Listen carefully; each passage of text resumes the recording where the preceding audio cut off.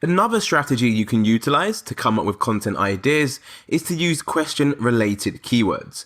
So whatever industry you operate in, whether that's yoga mats, professional services, e-commerce, and so on, there are going to be tons of question-related searches which are all relevant to the product or services you offer.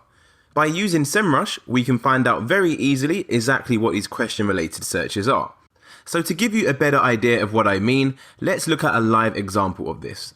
So let's go over to SEMRush and search for one of our broad keywords. So I'll go for yoga mat and then click search. And once the information has loaded, we want to scroll down and look at the second box for keyword variations.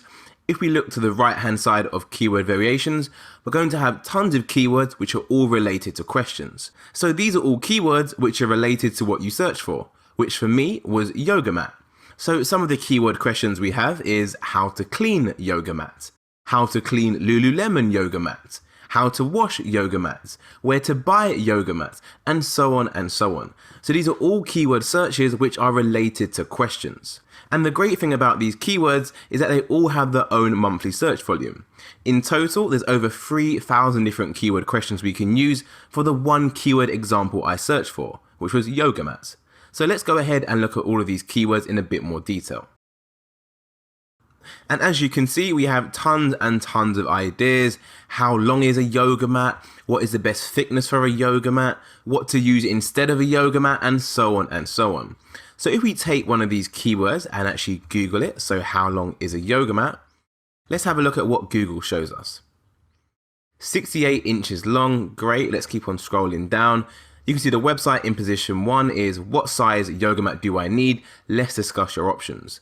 So if we open this website and have a look at this type of content, you can see this is literally a blog post on this website talking about what size yoga mat do they need. Let's discuss your options. You scroll down through the content and we have the standard size for yoga mats.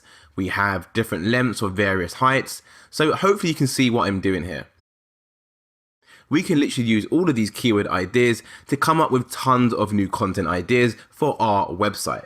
And the great thing about using these keywords is that because they have their own monthly search volume, if we can rank these keywords on page 1, like this website has right here, we can actually start to generate some additional traffic and then even filter that traffic through to our main pages, which actually make us money. So the ones that maybe sell yoga mats. So let's actually go back to this website and see if they are indeed doing that, which it looks like they are.